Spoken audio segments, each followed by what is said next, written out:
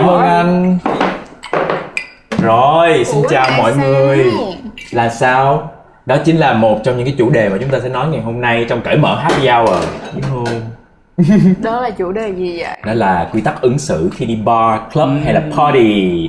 Và đầu tiên thì là Dustin xin chào mọi người đã đến với cởi mở happy hour. Đây là một podcast chuyên về nightlife. Dustin nè, Minh Trang và bartender Leo sẽ bóc tách mọi khía cạnh của văn hóa đi bar cùng với là những ly cocktail hấp dẫn. Xin cảm ơn Tanqueray đã đồng hành cùng với chương trình cởi mở happy hour để mang đến tập ngày hôm nay. Và các bạn ơi, nhớ là đừng share những cái content này cho những bạn nào dưới 18 tuổi nha. Ok, uống có trách nhiệm và share cũng có trách nhiệm nhé. Hôm nay anh cho tụi em uống cái gì vậy? Hôm nay thì Tanqueray rất là xanh tươi mát mẻ, thì anh sẽ kết hợp với một cái thức uống đường phố mà rất là phổ biến ở Việt Nam và đặc biệt là ở Sài Gòn mình. Và đi đâu bạn cũng có thể thấy, và đặc biệt là ở khu vực quận 5, quận 6, đó là nước sâm. Thì cái món này tên là nước sâm 18 cộng. Tại vì ở trong này có rượu, đó là rượu nền Tanqueray, nhưng mà không phải là Tanqueray thường mà là Tanqueray Malacca, có sử dụng những cái thảo mộc của vùng Malacca ở bên Malaysia. Malaysia. Trời ơi, 18 cộng. Thích quá, cảm ơn anh. Em đã uống món này ở Stir rồi, rất là thích. Tức là mùi là nước sâm nha quý vị. Nhưng uống vô có cồn, mình cảm thấy là đúng như là rất là 18 cộng luôn. Nhưng hương vị nó thân quen lắm. Tại vì nước sâm thì mình cũng thật ra nấu từ những loại thảo mộc của Việt Nam, đúng không? Thì mình nấu lên, còn gin cũng được cái thành phần cũng có rất là nhiều thảo mộc ở trong đó, thành ra là những loại thảo mộc sẽ kết hợp tốt với nhau. Vậy tức nghĩa là cái ly này nó đúng hơn là nó là một cái bữa tiệc thảo mộc 18 cộng. Vậy thì như mọi người cũng đã thấy ngay cái phần đầu, tụi mình đã diễn một cái cảnh nho nhỏ thường thấy ở các quán bar, đó là khi mà mình hết ly thì mình thường làm gì?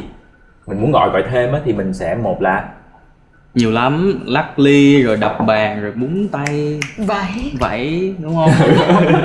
Nhưng mà hồi nãy lắc ly rất là kêu luôn nha, hơi ngứa trong người luôn đó, hơi khó chịu luôn đó. Vậy đó hả? Wow, có những thứ mà mình không hề biết. Mà mọi người nghĩ đó là cách để mà mình có gọi order nhanh nhất, tại vì có thể đến những cái quán bar hay club nó rất là đông. Mà mình đứng đó thì tới 10 năm cũng không mua được một cái ly, mọi người có bao giờ bị vậy không? Nhưng bây giờ thật ra nếu như mình đến một cái nơi rất là đông á, mà lắc cái ly thì người ta cũng chẳng có nghe được. Nên thiệt ra em nghĩ đây cũng không phải là một cái cách để mà gọi đồ uống.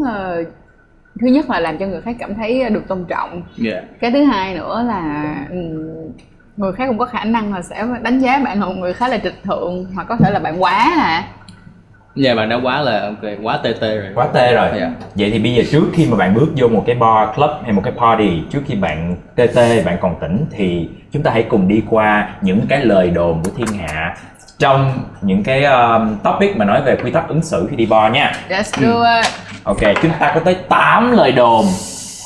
Thiên hạ đâu mà đồn dữ vậy? Thì đồn quá đồn. Có thể là do bởi vì cái chuyện mà mình đi bar hay đi club nó không phải là một việc nó quá là common, là kiểu không phải là một cái văn hóa nó phổ biến. Đúng rồi, nó không phải là một cái văn hóa phổ biến ở Việt Nam, cho nên thành ra tụi mình chưa có những cái bộ quy tắc mà nó quá rõ ràng.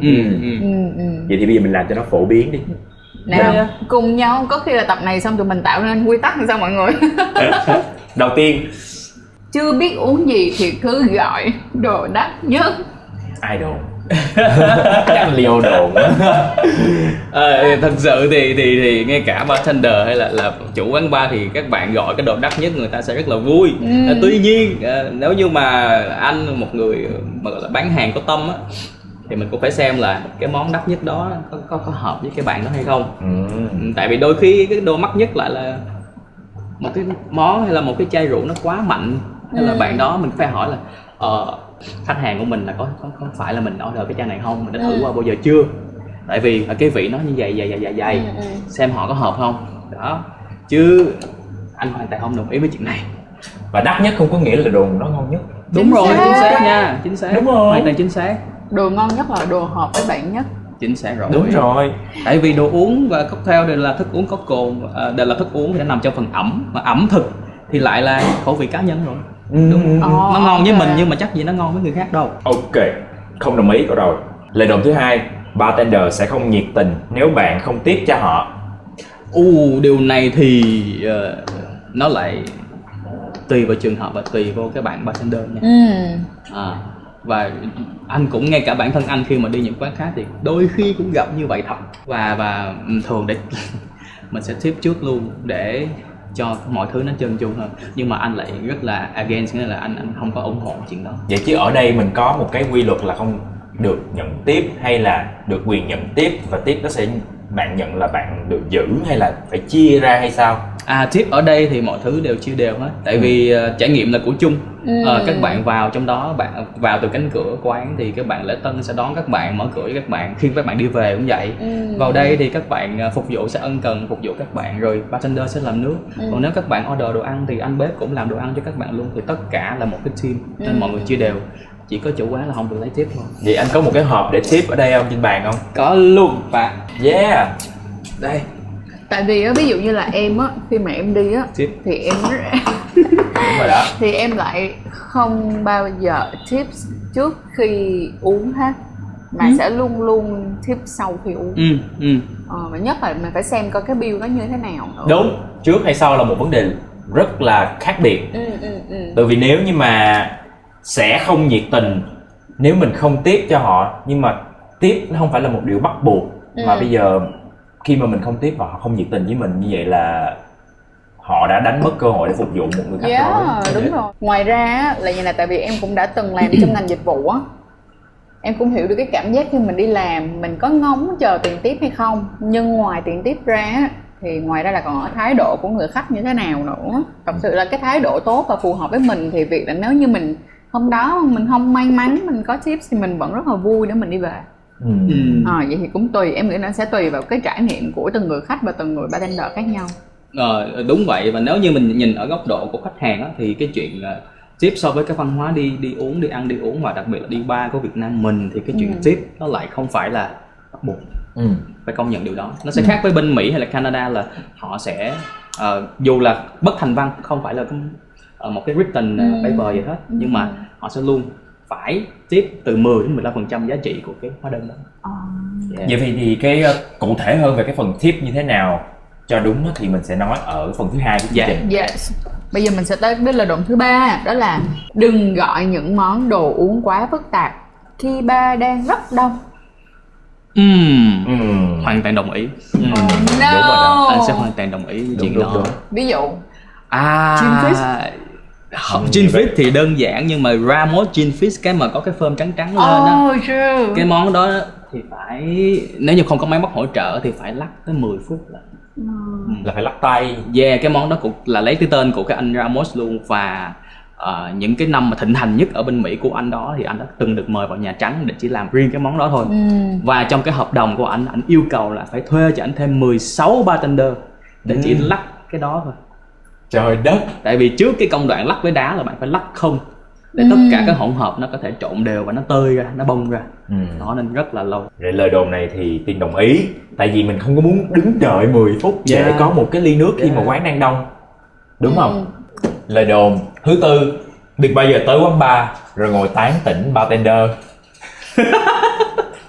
Ủa, anh thích được tán tỉnh không?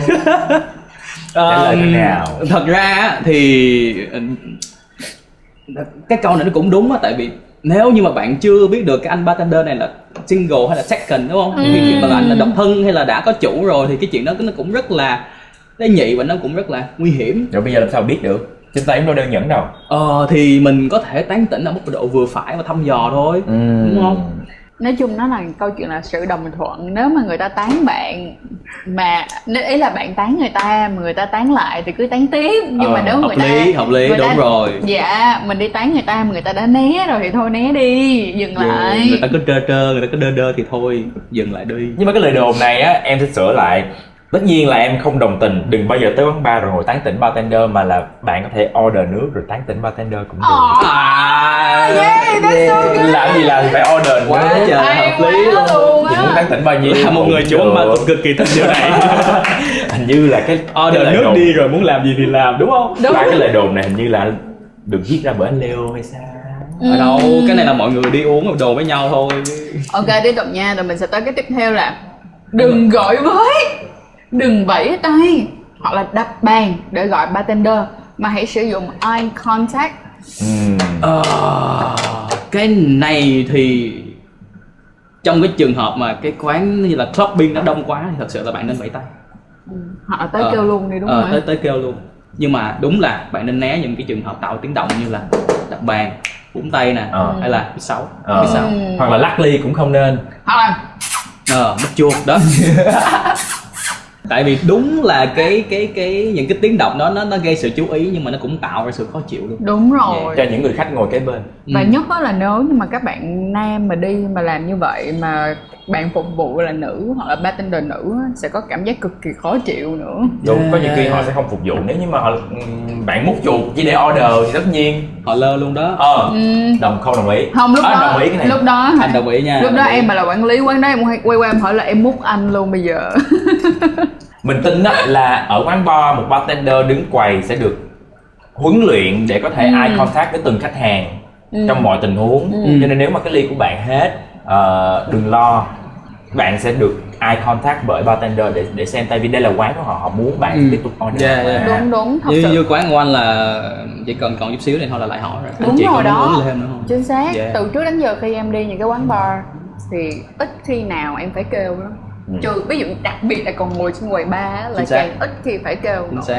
Mà bây giờ ngay cả các quán bar họ cũng đã ví dụ như là họ chia những cái bạn phục vụ thành những cái khu khác nhau, khu vực rất là khó để bạn cũng phải giơ tay giơ nách lên. Đúng rồi. Nói chung là thanh lịch chút xíu, eye contact, đúng không? Đẹp chưa? Và lời đồn thứ 6, chưa say chưa đứng dậy. Anh hoàn toàn không đồng ý với chuyện này. Mí tù. Chúng ta đã làm cả một tập về uống có trách nhiệm rồi đúng không? Thì cái chuyện này tất cả chúng ta không đồng tình. Đúng rồi. Ngoài ra nó có một vấn đề vậy nè, mình đã từng gặp rất là nhiều người bạn của mình đang ngồi uống bình thường, đứng lên một cái là ngay lập tức. Cho nên là đừng bao giờ tin rằng cái việc mà bạn ngồi và bạn đứng sẽ có chung một cái cảm giác, trừ khi nào mà bạn đứng ngồi liên tục, còn bạn đã ngồi quá lâu rồi thì đừng tin vào cái cảm giác của mình lúc đó. Uống 50% tủ lượng thôi. Đúng rồi. Ok. Cái số 7 là đừng để ly đi chơi xa quá tầm tay của bạn. Ví dụ như bây giờ cái ly của Trang mà để ở đây xa quá, cái anh bartender đi vô lộn, cái ai đó kiểu giống như TikTok vậy đó. Xong rồi cái Trang uống. Cái này nó giống như cái tập trước đúng không? Đi bar một mình đó, và cho các bạn nữ. Anh hoàn toàn đồng ý, đúng rồi. Không, này em cũng đồng ý, với lại thật ra nếu mà đi theo kiểu là văn hóa, đi bar hay đi club đi, một khi mà bạn đi ít thì bạn để ly ở lại lắm. Bạn sẽ cầm để ít nhưng bạn đi qua để bạn cần mời bạn bè đúng không? Đúng rồi, lúc nào cầm trên tay thôi. Đúng rồi. Ví dụ bạn đi club bạn cầm trên tay và bạn nhảy thôi. Đúng rồi. Cũng cool mà. Và một ly mixed drink thông thường là mình uống trong vòng 10 phút. Nếu có đá đúng không anh? Dạ 10 phút. Chứ mình không nên để lâu quá thì nó sẽ tan, cho nên là đừng để ly khỏi tầm tay mà mình quên uống luôn. Rồi. Tiếp theo, lời đồn cuối cùng, không cần học thuộc mọi quy tắc, hãy cứ tới và tận hưởng mọi thứ. Không nên như vậy đúng không? Thật ra thì không phải riêng gì đi quán bar nữa, bạn đi ra ngoài đường mà đi cà phê, đi ăn thì đó là môi trường cộng đồng của tất cả mọi người.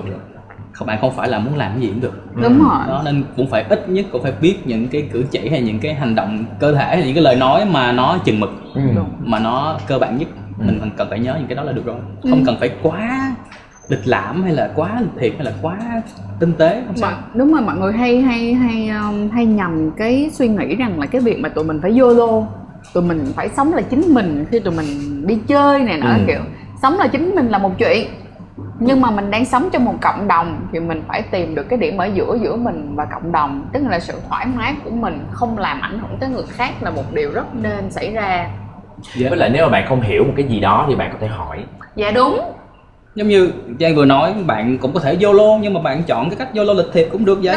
Đúng rồi. Ví dụ như bây giờ, mỗi lần mà Trang đi chơi với mọi người, những quán quen thì mình biết được rằng là mình leo lên quầy bar, mình đứng mình quẩy cũng được, nhưng mà không phải quầy bar nào cũng đồng ý chuyện đó. Không được.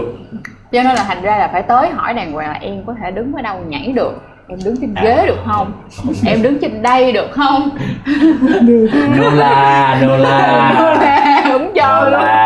Trừ khi nào mà cái nhân viên ở đó hay là cái bạn chủ quán nó mời bạn lên nhảy thì bạn biết là ở đây cho cái chuyện đó thì lần sau bạn cứ đúng lên rồi. Cho đúng nhưng mà ý là phải hỏi cho rõ rồi. Em muốn leo lên người ai nhảy em cũng phải hỏi chứ. Nói gì là cái bàn cái ghế ôn muốn bar của người ta. Đúng không? Kiểu như baby you want me on top. Ok. đó là những lời đồn của thiên hạ. Có những lời đồn mà chúng tôi đồng ý, có những lời đồn thì không đồng ý tí nào. Cũng có đúng có sai ở đây, mà quan trọng là mọi người có thể tự rút được kinh nghiệm của mình sau rất là nhiều lần đi đến nhiều quán bar khác nhau, đúng không? Mình nên đi đến nhiều quán hơn thì mình mới có những bài học riêng cho mình. Yep. Chính xác. Vậy thì đến ngay cái phần fact đi, đến phần sự thật đi, để chúng ta có thể tiếp nạp thêm mà kiểu giống như là chấp nhận thêm một số những cái quy tắc khi mà chúng ta đi bar, đi club mọi người nhé. Rồi bây giờ nhẹ nhàng uống hết đi, chứ cái này quá là Thảo Mộc 18 cộng nhẹ nhàng lắm mà.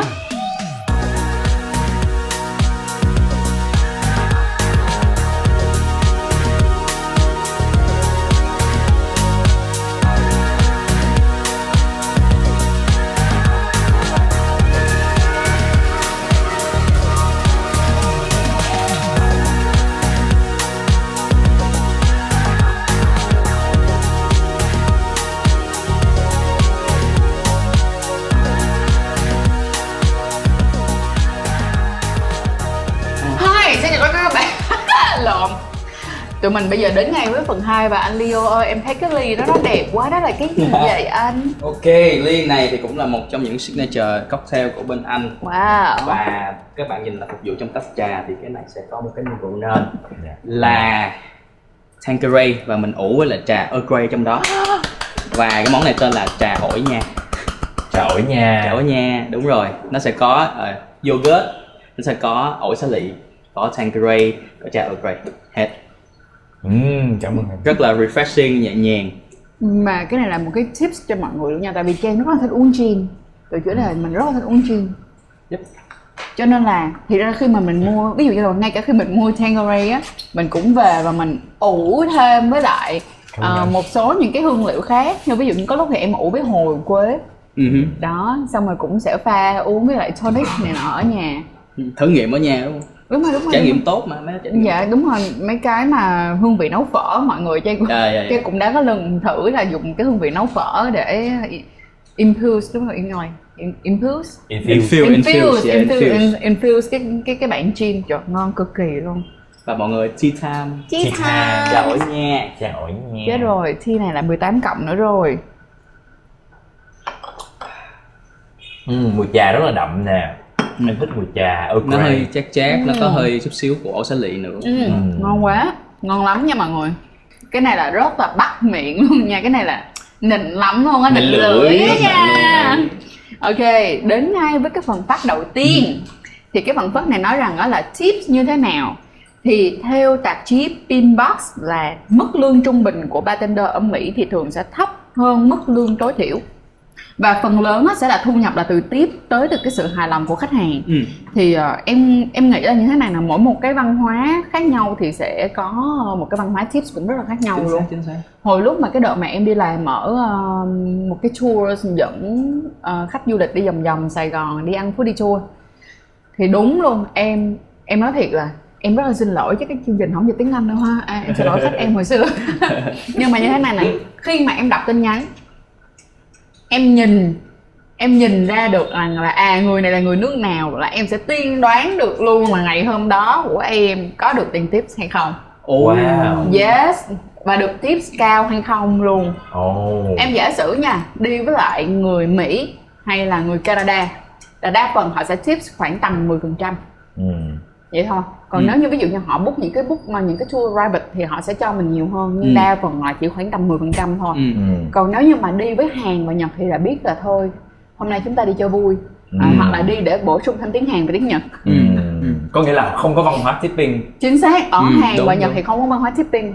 Đó thì nhưng mà ví dụ như là đi với người Việt đi, hay là nhất là đi với người Việt kiều thì lại rất là khác. Em thấy văn hóa tips của họ cũng cực kỳ khác luôn. Giống như là có khả năng là đôi khi sẽ tips cao hơn rất là nhiều, cao khoảng tầm 20% luôn á. Nhưng mà các bạn ơi, mình đang không có nói về lãnh thổ mà đất nước ha, mình chỉ nói là những cái đất nước họ sẽ có cái văn hóa clubbing hay là văn hóa tipping khác nhau thôi, nên nó không hoàn toàn là đánh giá gì hết, nó chỉ đúng rồi. Văn hóa khác nhau thì họ sẽ có những cái cách đi bar, cách tip khác nhau thôi. Ví dụ như là văn hóa đi bar thì em thấy cũng rất là khác. Giả sử như đối với lại vấn đề tips ở Việt Nam đi, như là hồi đầu video thì em có bảo rằng là em sẽ đợi đến khi mà cái bill ra rồi thì em mới quyết định là sẽ tips như thế nào. Tại vì nếu như mà trong bill có service charge thì trừ khi em phải nói là em rất thích cái bạn đó, em sẽ tips thêm. Nhưng nếu như không có service charge, nếu như có service charge rồi mà em thấy cũng ok bình thường thì em sẽ không tips. Còn nếu như mà đã không có service charge thì buộc lòng em sẽ để lại 10% tiền tips. Nếu mà bây giờ mình gặp một khách hàng mới đi bar họ không tip thì mình sẽ ứng xử như thế nào trong vị trí của một bartender hả? Cái đó thì thật ra là các bạn bartender trẻ bây giờ thì cái quan trọng là cái người mentor của bạn là ai thôi, cái người mà hướng dẫn cho các bạn đó là ai. Và nếu như họ có cái tư duy là họ không có đặt nặng cái chuyện đó, hãy cứ phục vụ hết mình cho mọi người khách, đối xử với tất cả mọi người giống nhau, đều cho họ cảm thấy họ là VIP của quán mình. Thì nếu như bạn không được tip thì bạn sẽ có được những cái khác, chắc chắn là như vậy. Đúng. Hoặc là ít ra nếu như mà bạn chưa có biết về văn hóa tip thì ngày hôm nay bạn coi video của chúng mình thì bạn cũng biết được rằng là chúng ta đi những cái ngành dịch vụ thì nên để lại một ít tiền tip. Tipping là một cái topic, một cái đề tài nó rất là confusing, tại vì không có một cái quy chuẩn nào hết. Quy chuẩn nào hết. Đôi khi chúng ta sẽ gặp những người khách họ rất dễ thương nhưng không đúng kỳ vọng, là có thể họ không tip cho mình, không phải là lỗi của họ, cũng không phải là lỗi của mình. Cái điều đầu tiên mình phải khẳng định là như vậy. Tip hay không tip không phải là lỗi của một ai cả. Tại vì trong một cái tình huống đi bar nó có rất là nhiều cái nhân tố ảnh hưởng đến việc là người ta có không tip cho mình. Có thể là do người ta vội vàng, người ta đang không còn tỉnh táo. Hoặc đơn giản đó là để người ta đi uống thôi thì nó với cái số tiền mà họ trả ra thì nó cũng đã khá là cao đối với họ rồi, thì họ không có khả năng để tips thì cũng rất khó cho họ. Chính xác, có những người họ đến đó, họ nhìn cái menu và họ cảm thấy là họ afford được cái số tiền bỏ ra cho một ly cocktail là đủ rồi, chứ họ không có nhiều để chi trả hơn thì sao. Mình cũng nghĩ đến cái trường hợp đó. Anh thấy sao? Anh sẽ kể cho các bạn hai cái trường hợp mà anh đã từng trải qua và các bạn sẽ thấy được là cái văn hóa tip cũng như là cái cách các bạn tip nó ảnh hưởng như thế nào. Đầu tiên là một cái buổi private party. Và ngày trước anh có làm một cái quán bar, anh không có kể tên được bởi vì người khách đó cũng cần cái sự bí mật trên cái sự đó. Thì cái anh khách đó là chủ của một doanh nghiệp và ngày hôm đó là ảnh bao hết cái quán bar của anh làm để làm cái trực nhân viên cho công ty của ảnh. Và đến hết buổi và ảnh mới dắt cái người thủ quỹ đó, ảnh đến, anh gặp quản lý và ảnh nói là em ơi, hôm nay anh rất là vui, cảm ơn tụi em đã giúp cho cái buổi này nó tuyệt vời như vậy. Thì mới kêu cái bạn kế toán đó tip 100 triệu cho cái buổi đó. Và anh nói là share for the whole team, you deserve that. Thì bạn sẽ thấy là sao ạ? Anh này một số tiền lớn nhưng mà anh tip, ảnh rất là humble, rất là khiêm tốn và ảnh hoàn toàn trân trọng cái dịch vụ mà ảnh có được. Còn trường hợp thứ hai, một quán bar khác, thì cái anh khách này cũng là đang host một cái nhóm, một cái nhóm bạn khoảng chừng 10 người thôi, và anh cũng là một người có vẻ là thu nhập rất là tốt. Và cái trường hợp lúc này ảnh đã hình như là đã over đã quá cái giới hạn rồi, không quá giới hạn về sức uống rồi, và nó bắt đầu không tỉnh táo và ảnh hơi aggressive, hơi nóng giận. Và ảnh tip một số tiền anh không đếm luôn, cứ móc ra bao nhiêu cash, bao nhiêu tiền mặt là cứ tiếp, nhưng mà anh quăng, cầm lấy đi tụi bay, cầm lấy đi. Thì mình không muốn lấy cái đồng tiền đó. Thì đó là hai cái ví dụ mà anh kể ra để cho các bạn biết là tip bao nhiêu không quan trọng. Bây giờ bạn tip nhiều nhưng mà tôi cảm thấy tôi không muốn lấy những cái đó, tôi sẽ không lấy. Ôi trời ơi, cái câu này thì nó lại vương trong cái câu mà người Việt chúng ta ông bà chúng ta đã dạy từ rất là lâu, đó là của cho không bằng cách cho. Chính xác.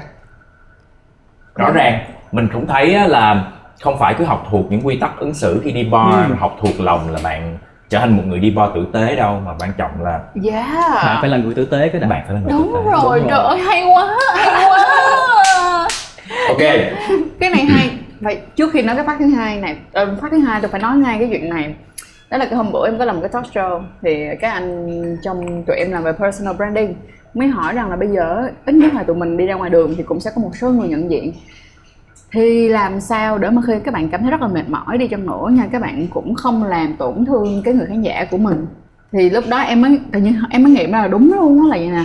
Thật ra cái việc quan trọng là nếu như tụi mình cố gắng để cư xử tử tế, cho dù mình là ai đi chăng nữa, thì nó sẽ không làm ảnh hưởng mà nó cũng không làm tổn thương ai hết. Cho dù là bạn đang ở cái vị trí nào, chỉ cần cư xử tử tế là được.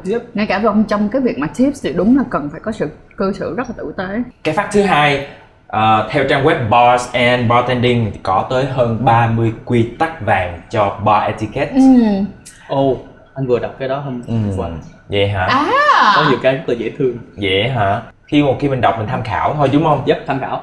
Không phải là mình có thể học hết tất cả mọi thứ, phải làm đúng theo mọi thứ. Nó phải tùy vào cái bối cảnh, tùy vào cái văn hóa của từng cái đất nước mà mình đang đi đến cái bar ở đó. Trong 30 cái điều mà Dustin vừa nói trong cái bar etiquette đó, có fact và có cả phân nữa. Fun fact. Fun fact. Một số những cái fact giống như là kiểu như là biết mình muốn cái gì và order một loạt ngay từ đầu, hay là khi order shots cho nhóm hãy order giống nhau, đừng order một loạt rồi mới cuối cùng thanh toán riêng. Và cũng là đừng eye contact với bartender trừ khi bạn muốn order thêm. Hiểu vậy okay. Chắc là phải eye contact và order thêm cộng thêm tán tỉnh. Thì được giống như là những ngày tuổi trẻ của anh là đang làm nước, đang bận, nhưng mà đúng là eye contact thì cho những thời khắc mà mình sẽ luôn quan sát là coi có ai đang cần gì không. Thì mình thấy cái bạn nữ đó eye contact với mình hỏi em có cần uống thêm cái gì không, thì em có cần uống thêm cái gì, em cần thêm cái gì không, cứ nói anh nha. Thì bạn ấy nói là em cần số điện thoại của anh. Thường mấy cô nữ không được. Bối nha. Mà lúc đó là những ngày tuổi trẻ mà anh mắc cỡ lắm. Sau cái anh làm một cái chuyện là anh không biết là đúng hay sai nha. Đó là anh xin cái bạn đồng nghiệp của anh để đổi quầy, đổi vị trí. Tại vì anh mắc cỡ, anh không làm được, anh không cho luôn. Thì chắc là anh làm sai rồi, bởi vì anh không thấy bạn đó đến nữa. Oh my god. Như vậy cũng nên có một bộ quy tắc cho bartender để ứng xử khi khách đang tỉnh đó. Hay quá, đúng rồi đó. Tôi chịu. Những người bối rối như ảnh thì cũng đã lỡ mất cơ hội tiếp thêm một cái người. Thì đó là những ngày tuổi trẻ của anh thôi, bây giờ anh hết bối rối rồi, hết mắc cỡ rồi.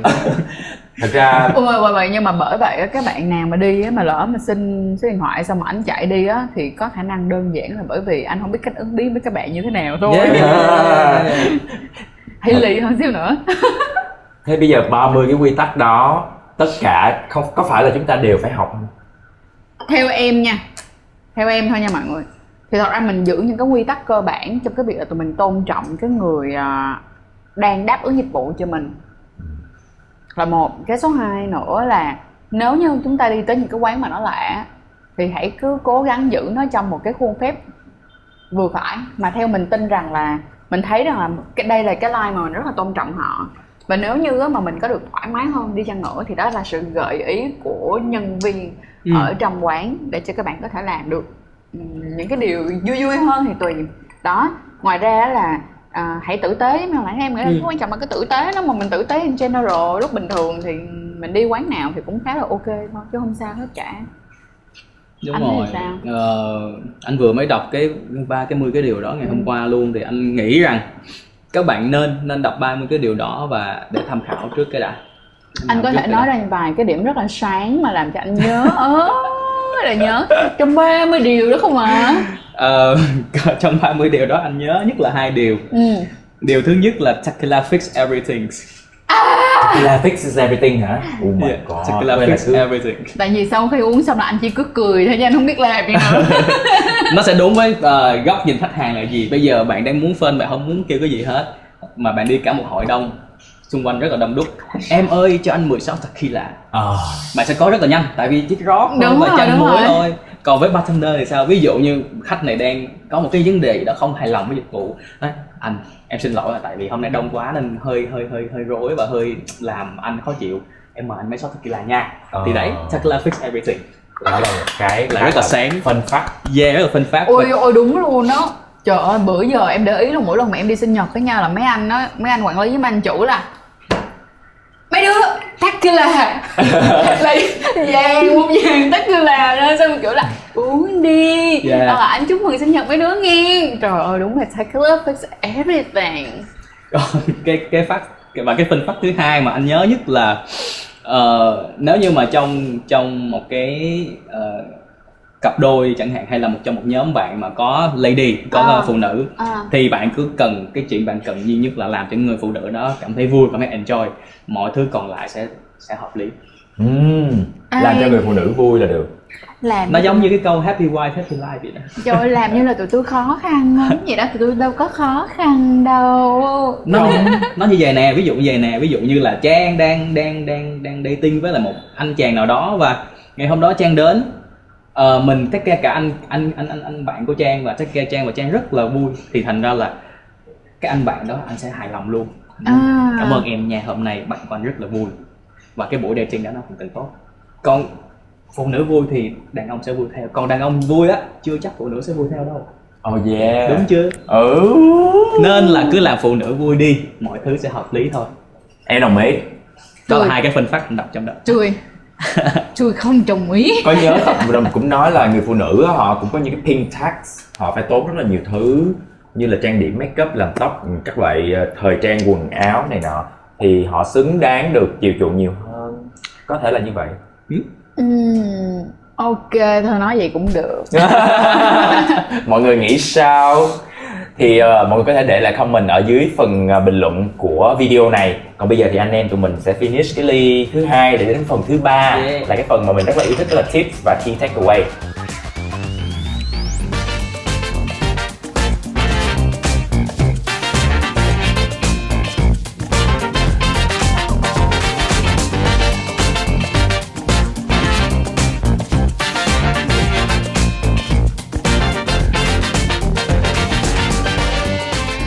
Bây giờ tụi mình sẽ đến ngay với phần tips. Và anh ơi, cuối cùng được uống gì vậy?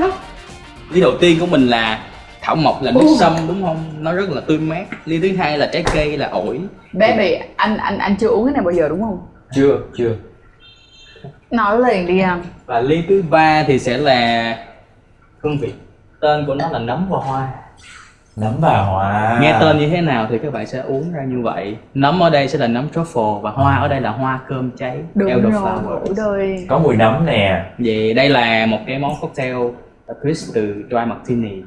Nhưng mà anh đã làm nó nhẹ nhàng hơn và nó nhiều cái aroma hơn. Là cái Tanqueray number 10 của anh sẽ phát wash, một cái phương pháp ủ nấm truffle oil trong đó. Là bằng cách là mình dùng cái dầu truffle oil mình bỏ vào trong cái Tanqueray, xong mình cho vào tủ đông. Rượu mạnh thì sẽ không đông, nhưng mà chất béo cái dầu nó sẽ đông lại, rồi mình sẽ lượt cái chất béo đó ra bằng cái giấy lọc cà phê á, nên nó sẽ trong suốt, nó sẽ giữ lại cái mùi trong đó. Kết hợp với lại cái elderflower. Cũng là đầu tiên được uống một cái món nào mà có truffle ở trong đây á, món cocktail truffle. Ngồi đi, em bảo đảm là dính lắm luôn á. Dính lắm hả? Tại vì em đã từng được uống cái món này ở store rồi, rất là dính. Nấm và hoa. Cocktail uống chậm á, không cần phải uống quá nhanh. Đó. Mày nói anh đã phát triển ở đây ID thì anh có từ 2 năm trước, nhưng mà anh đã phát triển nó trong 2 năm, tại vì cái tỷ lệ truffle là cái vị rất là mạnh. Đúng. Nên cái tỷ lệ làm sao phần trăm giữa truffle và cái rượu nó phải hợp lý thì nó mới mang lại trải nghiệm tốt. Đúng. Ngay từ đầu anh cho truffle nhiều lắm thì uống chẳng nghe được gì hết, chẳng nghe được sự kết hợp. Sau này cái anh giảm lại đó, thì bạn sẽ nghe hơi thơm và hơi truffle, hoa cơm cháy. So good. Đúng rồi. Vậy thì mình đến ngay với phần tips nha, nhưng mà hôm nay mình đổi tí xíu đi, mình tips thì mình sẽ quảnh tù tiền. Ok. Ai mà thắng á, thì người đó nói trước hen. Cho anh thua trước được không? Vậy thì bây giờ mình đổi lại, ai thua, ai là người thua thì người đó nói trước. 1, 2, 3. 1, 2, 3. Em thấy em đi xong. Thường mấy người ra mấy cái luật là thường hay phải làm liền luôn á demo. Ok. Cái tips của em đó là ví dụ như là các bạn đi bar thì là không nói nha, nhưng nếu các bạn đi club thì các bạn có thể order những cái thứ rất là đơn giản để uống, mà gần như chỗ nào nó cũng như chỗ nào, nó không có khác nhau mấy. Đó, ví dụ như là gin tonic nè, gin soda, hoặc là whisky soda, hoặc là whisky với coke. Thì đây là 4 cái món rất là dễ uống, đi đâu cũng như vậy hết trơn á.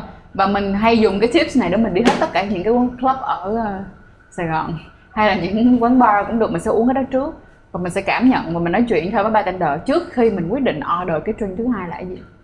Nghĩa là chọn những món đơn giản trước. Rất đơn giản, chính xác đó. Cái điều này nó cũng đúng khi mà trường hợp Trang hay là các bạn mà đi tới những quán bar mà lần đầu tiên các bạn đến, bạn chưa biết là cái tay nghề của anh bartender này như thế nào, cái vị ra làm sao thì cứ gọi những món đơn giản thôi. Đúng. Gin tonic đối với anh là cái món cuối cùng mà anh sẽ gọi là để anh kiểu giải khát. Really? Giải khát trước khi về nhà. Em là em sẽ bắt đầu bằng whisky soda trước. Highball. Đúng rồi, mà em cứ tới highball mãi thôi. Hồi xưa thì sẽ uống gin soda. Giờ thì đổi gin soda. Em uống gin soda chứ em lại không uống gin tonic mọi người. Là no calorie này nọ, ý là không đường á hả? Mấy món cho mấy người mà giữ dáng á hả? Dạ đúng rồi đó. Vẫn muốn YOLO mà vẫn muốn giữ dáng. Dạ đúng rồi đó. Đó là một cái tip rất là hay. Gin and soda hơi nhạt tí thôi. Nhạt như Trang vậy mọi người. Thì các bạn có những món đơn giản như gin tonic, gin soda, whisky soda, ván trắng và ván đỏ một ly. Không biết gì kêu đại mấy shot tequila. Chắc là fix everything. Vậy thôi đừng có tin anh Tiên, đừng có kêu đại mấy shot tequila là xong các bạn tạt luôn á. Anh nói mà tequila chữa lành mọi thứ. Sửa chữa mọi thứ hết, fix everything. Tip thứ hai. Tip thứ hai gì? Tip tiếp theo là anh phải dành thôi nhỉ? Tới phần tips của anh thì anh sẽ cho 2 tip luôn. Tip thứ nhất là làm cách nào để order thật là nhanh trong cái trường hợp là bạn đi tới cái quán nó rất là đông. Đó là theo kinh nghiệm của anh thì những người khách mà cầm sẵn tiền trên tay, mình trong cái từ chuyên ngành gọi là cash on carry á, order tính tiền luôn. Có thể mình không biết là giá thành nó bao nhiêu thì mình cứ lấy hẳn tầm 100-500 thôi. Em ơi cho anh một whisky sour, em ơi cho một ly vang, thì bạn sẽ nói ok anh ơi có liền, và lấy tiền của bạn, tháo tiền cho bạn và cho bạn ly nước luôn. Cái câu này ở trong kinh doanh thì có thể gọi đó là cash is king. Đúng. Còn trường hợp bạn không muốn là tính tiền liền thì còn một cách nữa, đó là open tab. Cũng là từ chuyên ngành luôn, open tab nghĩa là cái bill mở. Và để tăng cái sự gọi là tin tưởng giữa bạn và cái người bartender đó. Tại vì quán đông mà, bây giờ bạn order xong bạn đi đâu mình đâu có biết đâu, bartender đâu có biết đâu, thì bạn đưa cho người ta cái card, credit card hay là cái card ATM của bạn. Bạn trao cho người ta cái sự tin tưởng là bạn sẽ không, là cái bạn nhân viên ở đó sẽ không có làm trò mèo hay làm cái gì với cái thẻ của bạn. Và ngược lại, họ cũng tin tưởng bạn là dù bạn có đi chơi vòng vòng ở trong quán, đi đâu cũng được, nhưng bạn cũng sẽ quay lại để kiếm cái thẻ của bạn. Có một cái này nó rất là hay nữa là mọi người, tức là cái văn hóa sử dụng credit card ở Việt Nam nữa. Có nhiều người rất là sợ rằng sử dụng credit card sẽ bị kiểu giống như người ta quẹt đại, người ta quẹt bậy, đúng không? Nhưng thật ra là credit card các bạn có thể hoàn toàn claim lại nếu như mà các bạn không trả, bởi vì người ta sẽ yêu cầu bill từ cái bên bán hàng. Dạ, bên bán hàng. Chính xác, cho nên thật ra nói là nếu mà kêu người ta ăn gian thật sự không có ăn gian được như vậy đâu. Cái tip của anh cũng là cái tip mà em định nói luôn. Open a tab. Tại vì đây là cái mà Dustin rút kinh nghiệm được khi mà đi bar ở nhiều nơi trên thế giới. Là mình biết là hôm đó mình sẽ xõa, mình sẽ YOLO, và mình có thể có những cái thiếu sót trong việc là mình quên tính tiền hay là mình mất tỉnh táo. Thì Dustin luôn khi mà đến một cái quầy bar, mình gặp bartender đầu tiên mà mình nói là cho mình mở một cái tab. Can I open a tab? Mình đưa thẻ tín dụng và mình nghĩ là nghe cái uy tín liền luôn á. Nghe uy tín liền. Khi mà mình đưa cái thẻ ngân hàng của mình thì tất nhiên là mình tin tưởng cái chỗ đó là cái quán bar quen. Điều đầu tiên không nên đưa cái quán đầu tiên mới lạ. Chính xác. Mà nên là cái quán bar mà bạn đi 2-3 lần trở lên, để cái sự tin tưởng của bartender nó giúp cho mình có được cái ưu tiên là khi mà mình cần gọi nước nó cũng dễ dàng vì họ đã biết mình rồi. Mà nếu mà anh là cái người nhận cái open tab đó, anh sẽ báo tên của anh cho cái bạn khách đó. Chính xác. Dạ anh ơi, em tên là Leo, em là Đức Anh chẳng hạn như vậy. Để khách mà có order những bạn khác thì khách sẽ nói chẳng hạn Dustin nói hồi nãy là cái tab của anh, cái thẻ của anh là Leo giữ, thì cái bạn phục vụ đó sẽ nói Leo, anh Dustin anh order thêm một món nữa với cái gì đó. Trời ơi, cái này được gọi là win-win situation đó mọi người. Người ta nói là đồng tiền đi trước là đồng tiền khôn. Thì ở đây không phải là mình dùng tiền để mà mình mua chuộc ai hết, mà là mình dùng cái việc là mình đưa tiền ra để mình make sure được là ok, tôi là một người khách hàng tử tế. Ngoài ra nếu mà bạn có mong muốn là sẽ dành trả tiền trong cái buổi đi hôm đó với những người bạn, thì bạn đã đưa thẻ của bạn trước rồi, thì cái việc dành trả tiền của bạn nó sẽ thuận lợi hơn, mượt mà hơn. Không ai giành được với bạn hết. Thêm nữa là ví dụ như các bạn có thể chọn những cái thẻ nào mà có hạn mức vừa phải thôi, đừng có chọn hạn mức quá cao. thì tất cả mọi thứ nó sẽ dễ dàng hơn rất là nhiều, đúng không ạ? Đúng. Anh thì anh sẽ không đưa thẻ credit, anh sẽ đưa thẻ debit. Tại anh biết trong đó còn bao nhiêu tiền. Đúng rồi, một phần là như vậy, với lại thêm một cái là phải có mã, với lại phải có mã password để thanh toán. Thực ra credit cũng an toàn, tại vì credit không phải là tiền của mình có, mà là tiền mình mượn.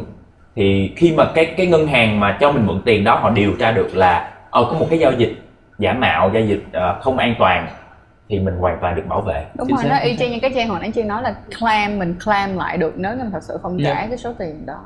Vậy là cái OpenTab là chúng ta có cái tip cả nó tương đồng giống ý kiến của anh với lại cả Dustin luôn. Vậy thì thôi, anh sẽ cho thêm một cái tip nữa. Ok. Đó là cái tip làm cách nào để order cho Sandy. Ok. Nếu như các bạn đã là một người quá thân thuộc với lại môi trường bar hay là club rồi, thì chắc mình sẽ không cần phải nói nữa, là bạn cứ vào và bạn kêu anh thích whisky, anh thích gin, anh thích nó như thế này, hoặc là bạn đã biết chắc chắn rằng bạn thích cái món gì nhất, whisky sour, old fashion vân vân. Còn trường hợp các bạn lần đầu đi, hay là các bạn không phải là người quá sành sỏi về cocktail, về các loại nước uống, thì cứ mạnh dạn đến với bạn bartender và nói em muốn một món nhiều trái cây, ít rượu thôi, nhẹ nhàng. Cứ nói thẳng cho họ đi, họ sẽ chọn cho mình một món. Chứ đừng bao giờ chọn một món cocktail mà bạn nghe cái tên nó phổ biến. Ví dụ như B52 này, hay là mấy món gì phổ biến? Martini, mấy cái đó uống nhà. Margarita, Margarita, right. Old fashion nghe rất là đã đúng không? Đúng rồi, old fashion nó là một cái trick đó mọi người. Nếu mà thật sự mà các bạn không có khả năng uống được whisky, hoặc là uống cái gì mà nó hơi đậm vị á, thì đúng là old fashion không hề dễ uống tí nào hết. Rồi, đó là cách để mà mình order sao cho sành điệu. Vậy thì anh? Dustin thì vừa rồi Dustin được học diễn xuất ở lớp của chị Cathy Uyên. Thì cái lớp đó tên là ACT. ACT là viết tắt của A Conscious Thought. Là suy nghĩ, là sức mạnh của suy nghĩ. Có nghĩa là khi mà mình đóng phim, mình không nhất thiết phải dùng lời thoại để diễn tả suy nghĩ của mình, mà mình hãy dùng eye contact. Mình nhìn vào đối phương. Về cái bài tập mà mình dùng mắt để đối thoại là một bài tập rất là quý báu mà không có mọi người không biết để dùng, cho nên chúng ta thường hay phải với gọi, phải lớn tiếng. Đôi khi có những tình huống ở trong bar không cần bạn phải lớn tiếng, mà chỉ cần mặc một cái bộ đồ đến đó thật là chỉnh chu, thật là tươm tất, thật là nổi bật, thì tự động ánh nhìn sẽ quay về bạn, và lúc đó bạn hoàn toàn có thể order một cái ly rượu không cần phải lên một cái tiếng động nào luôn. Thực ra là như vậy, tại vì trong cái văn hóa đi bar, chúng ta không phải là ở văn phòng nữa, chúng ta không phải là ở trong lớp học nữa. Đây là một cái nơi để bạn thể hiện cá tính của mình. Bởi vì hãy mặc một cái trang phục thật là bắt mắt nhất trong cái khả năng của bạn, để mọi người sẽ nhìn về phía bạn mà bạn không cần phải với gọi. Nói tiếp lời của Dustin luôn, thì cái này cũng là cái tip nhỏ trong cái cách order sành điệu luôn á, là khi đi bar bạn xác định ngày hôm đó bạn xõa hết mình đó, thì cứ chọn đúng một loại thức uống thôi. Và khi bạn không cần phải lại gần bạn bartender đó luôn, giơ cái ly của bạn lên và bạn nói đúng, nghĩa là một đừng ly có lắc nha mọi người, đừng có lắc. Thì bạn bartender đã làm cái ly trước cho bạn rồi, sẽ biết là anh này kia thêm một ly giống vậy nữa. Và mọi thứ nó rất là dễ dàng. Còn em, tip thứ hai của em? Tip thứ hai của em á là vậy nè. Nhỏ nhẹ vậy. Cái này em sẽ dành cho các bạn nữ nha. Các bạn đừng nghe những cái câu chuyện rằng là khi các bạn đi bar, đi club thì sẽ được người khác mời, để lấy cái đó là một cái sự trông chờ. Các bạn đừng trông chờ vào cái chuyện đó. Hãy sẵn sàng trong cái túi tiền của mình với cái khả năng mình uống được bao nhiêu. Nếu như mà người ta mời mình thì mình cảm ơn, nhưng nếu như người ta không mời mình không có thất vọng. Điều này nó cũng tránh ảnh hưởng đến cái việc là chúng ta có những cái hành động và chúng ta có những cái biểu hiện nó hơi quá đáng, hiểu không? Ví dụ như là bây giờ này, em biết được rằng là khi mà mình đi club hay đi bar, đôi khi bartender rất là dễ thương và họ sẽ mời mình uống một vài cái shot, nhưng mà không có nghĩa đó là nhiệm vụ của họ phải mời các bạn vài cái shot. Tuyệt vời, đúng không ạ? Anh rất thích cái câu này. Cho nên nó là thành ra như là nếu như mà các bạn kiểu như các bạn luôn cái suy nghĩ là hôm nay mà uống chưa đủ, mình phải mồi chài một ai đó, cái cảm giác nó rất là khó chịu, được không ạ? Trừ khi cái người đó họ có cái ý đồ gì với bạn thì họ sẽ kiểu họ sẽ kiểu ok tôi sẽ serve bạn cái chuyện đó, tôi sẽ phục vụ bạn cái việc là tôi mua drink cho bạn, nhưng mà bạn sẽ phải trả giá bằng cái chuyện khác. Nhưng mà đối với lại bartender, họ không có nhiệm vụ đó, hãy chơi với họ thật là vui vẻ, bởi vì các bạn tới đây để tạo niềm vui thì họ tới đây để tạo việc làm, đúng không? Họ đi làm, cho nên thành ra là cứ thủ đủ tiền trong người, uống đủ trong cái số tiền của mình là được. Hoặc nếu mà các bạn sợ rằng là mình chơi vui quá thì Trang có một cái tip đó là mỗi lần Trang đi chơi á, Trang sẽ set là cái buổi đi chơi này của tôi á là tôi sẽ xài maximum bao nhiêu tiền, và Trang sẽ bỏ trong card của Trang bao nhiêu đó tiền thôi. Oh nice, yeah. Sẽ không bỏ thêm nữa. Tự xác định hạn mức của mình luôn. Hoặc là mang bao nhiêu đó cash thôi để tránh cái trường hợp là mình chơi bị lố. Đó. Ok, very good. Vậy thì bây giờ mỗi người chúng ta sẽ kết lại mỗi người bằng một cái key takeaway. Key takeaway của Trang đó chính là không biết thì hỏi, muốn giỏi phải học. Nếu như các bạn chưa biết cách đi bar như thế nào thì cứ đi từ từ và cứ luôn luôn ở một cái phong thái là mình muốn học hỏi, thì chắc chắn là những cái người bartender hay là những cái người phục vụ ở đó họ sẽ rất là sẵn lòng để chỉ các bạn, bởi vì ngay cả bản thân của mình là một người đã làm trong ngành dịch vụ bao nhiêu lâu nay, mình rất sẵn sàng và mình rất yêu thích những cái người nào mà thật sự là họ muốn học và họ muốn hỏi mình. Đồng ý. Hỏi thay vì phán xét, đặt câu hỏi đó. Chính xác. Anh sẽ có key takeaway chắc của bạn là hãy trở thành một người lịch thiệp và tử tế đi, thì khi bạn đi bar bạn cũng đã là như vậy rồi. Hay là đi đâu cũng được luôn. Đúng, bạn đi đâu thì bạn cũng sẽ lịch thiệp và tử tế thôi. Và khi mà bạn lịch thiệp tử tế rồi á, như hồi nãy Trang nói là bạn không cần phải mồi chài các bạn bartender hay là bất kỳ ai để có thêm những cái free drink, mà khi mà bạn đã lịch thiệp và tử tế rồi, bạn dễ thương rồi á, thì có khi là những người bartender ở đó mời bạn những cái phần drink mà cái giá trị nó còn cao hơn cái ly drink bạn đang uống. Chính xác luôn. Đúng. Em đồng ý, lúc nào cũng vậy, là một người tử tế đi bar, cho nên lúc nào đi bar em cũng được phục vụ hết mình. Thật ra là Cưng luôn luôn tử tế, được chưa? Tôi làm với Cưng bao nhiêu lâu nay tôi biết Cưng rất tử tế, cho nên là mọi người rất dễ thương với anh. Vậy thì cái bí kíp của một người trông có vẻ rất là tử tế như thế này là gì? Tôi bị lừa hả mọi người? Tôi bị lừa. Vậy là acting sao? Nghe không? Nghe. Cái tip của một người trông có vẻ tử tế như thế này là tiền không mua được hạnh phúc, nhưng mà tiền có thể mua được trải nghiệm. Vì vậy đừng tiếc tiền khi đi bar. Một khi bạn quyết định đi bar rồi thì bạn make sure là mình có đủ khả năng để chi trả cho bản thân mình và những người mình đi cùng. Thì hãy bước vào bar. Tại vì khi mà ở đây họ cung cấp dịch vụ cho mình, có những lúc mình sẽ cảm thấy không hài lòng, nhưng đó là một trải nghiệm. Trải nghiệm tồi tệ nó cũng là một trải nghiệm. Chính xác. Đúng. Và mình đến đây để giải trí, để mua vui. Thì không vui thì đi về. Không có đi về. Không có định luật nào là bây giờ cái này tôi làm cho bạn vui mà bạn không vui thì cái là sai, không có. Cho nên là tiền bỏ ra để mua trải nghiệm. Bạn có trải nghiệm bạn sẽ kinh nghiệm, lần sau bạn sẽ chọn cái mà bạn thích nhất, bạn vui nhất. Vậy thôi, khi giải trí là như vậy, đây là giải trí mà. Rớt rồi, bây giờ tôi thấy đi làm cũng phải có trí thức, cũng phải có trí tuệ, mà bây giờ đi uống cũng phải có trí thức và trí tuệ ở trong đây. Giải trí thôi, ý là có tiền. Đâu, có tiền nhưng mà cũng phải có trí thức và trí tuệ đó, không làm cho người khác cảm thấy khó chịu, đúng không ạ? Còn làm sao mà để có tiền để đi bar thì chắc mình đợi mùa 2. Mùa 2. Hi Diego, if you actually watching this like no. Hi đi eat. Quên luôn đi, mệt quá. Ok, và đó là cởi mở Happy Hour ngày hôm nay. Và hẹn gặp lại mọi người trong tập tiếp theo của cởi mở Happy Hour. Và nếu như mọi người có bất kỳ bổ sung nào trong cái việc đó là mọi người có những cái quy tắc để mà đi bar một cách thật là sành điệu hoặc là hay á, thì cũng đừng quên comment ở phía dưới cái video và cái chiếc podcast ngày hôm nay nhé. Cảm ơn mọi người rất là nhiều đã theo dõi tụi mình trong suốt khoảng thời gian vừa qua. Bye bye. Cheers. Mọi người tập sau nha.